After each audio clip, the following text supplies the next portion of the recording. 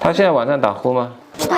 以前打是吧？过年前就是学校刚放假，就那个时候检查到是有这个腺样体肥大，舌头看看伸出来，根部还是有点腻，积食确实是有一点的。怕热。对，他内热重。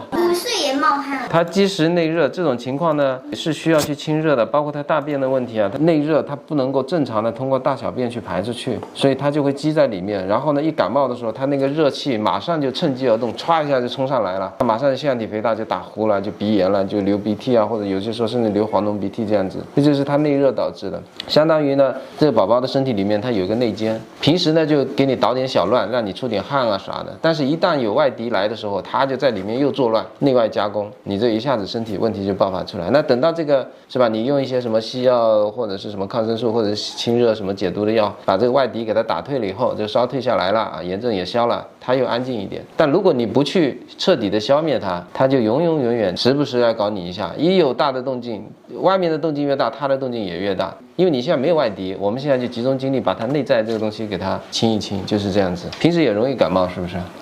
特别是上学，每周基本上都要。每周都要感冒，那就说明呢，每周都有外敌来打。为什么每周都有外敌来打呢？因为你的防御太空虚了，明白吧？就是你的体表的抵抗力还是不够的。它就是一个按照我们的逻辑，就是一个表虚跟里积的这样一个过程。体表又虚，里面又有积热，所以我们现在一边呢帮它加固这个防御，一边呢把它那个内奸给它赶掉。虽然它现在没有腺样体肥大，不代表它的问题好了。腺样体肥大它只是一个报警器，敌人来打了，我这个开始报警了，对不对？有些西医怎么搞呢？我觉得有点扯淡的。你把那个报警器给切了，那难道敌人就不来打了吗？那敌人还是来打，你把报警器切了，你就有什么意义呢？这没有意义的嘛。报警器没有响，是因为没有敌人来嘛。你一来，他还是会响的嘛。所以我们还是要彻底解决敌人跟内奸这个问题，而不是把报警器给切掉，那不掩耳盗铃了吗？就这个小朋友。用的那个桂枝加大黄汤，但有的小朋友会用麻子仁丸，或者是用什么曲原汤之类的。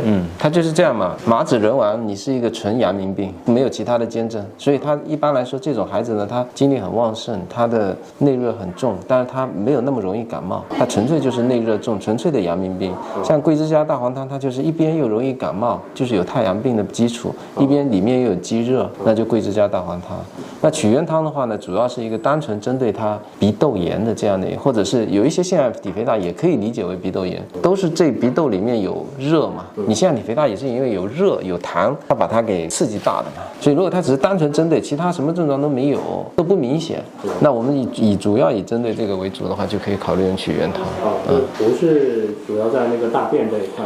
它也会通便，因为有玄参嘛，它也会有一定通便的作用。但是就是你大便干不干，我都可以用。对。